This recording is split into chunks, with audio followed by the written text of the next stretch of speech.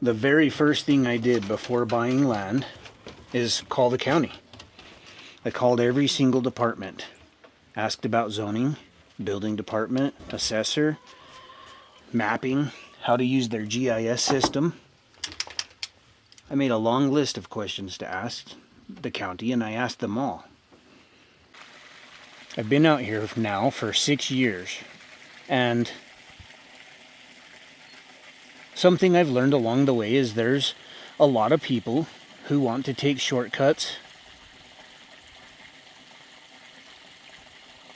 and avoid the county rules and teach their own. And I totally understand the angle and why, oftentimes people who don't fully understand all the rules and regulations talk about it, make it sound scary, and so the next person decides maybe it's best not to follow them.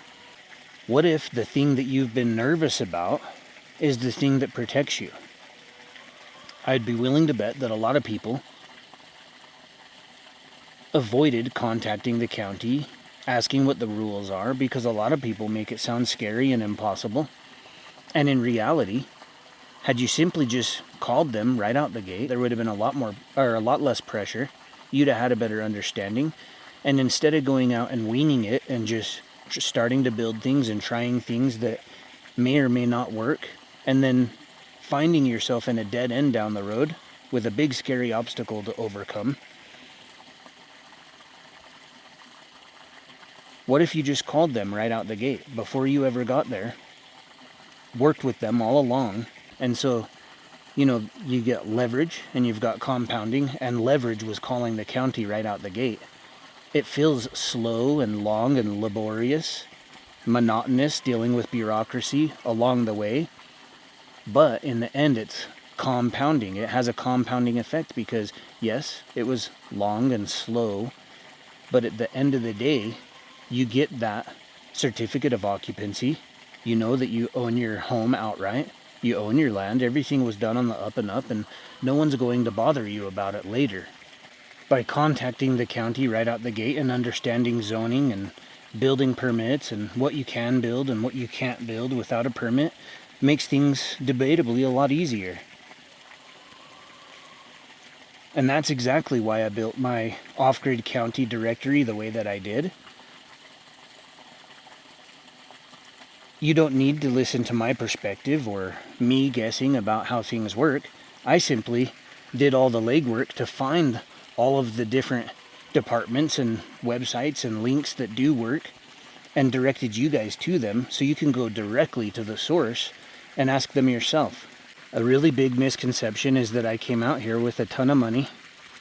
Now because it looks like I have a fairly decent place and I'm doing okay, but I didn't have a silver spoon in my mouth when I came here. I had been laid off just like everyone else in 2020 and had very little set aside. What I did was I found about the most affordable, cheapest piece of land that I could afford, and I bought that piece of land, and I had a camper van, and I rolled the dice. And regardless, I still called the county and found out exactly what I could and couldn't do. And it was nerve-wracking. I had no idea for sure how I was going to come up with enough money to build that cabin back there.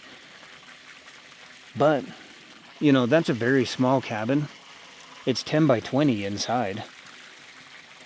I pieced it together over time. I started a small business, started to work my way up to barely making anything. And then because I didn't have rent and mortgage, I spent about $700 a month on lumber to build myself a cabin over a year roughly. But now it's done and it's pretty comfortable, and I'm grateful that I did it the way that I did. You might even say that what you're allowed to do matters more than the land that you're trying to buy. If you're serious about off-grid living, there's a link in my bio and you can start there.